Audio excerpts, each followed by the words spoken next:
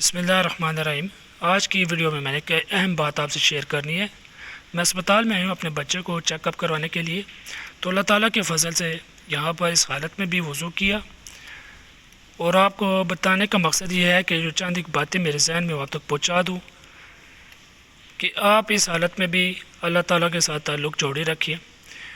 وضو کر سکتے وضو کریں، تلاوت کریں یا دعا کا اہتمام کریں۔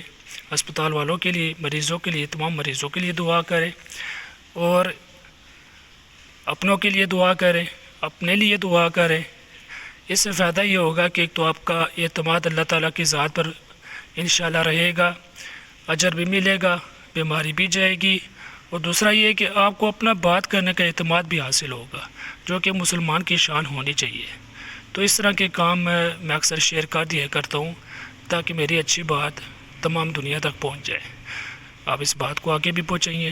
السلام علیکم ورحمۃ اللہ۔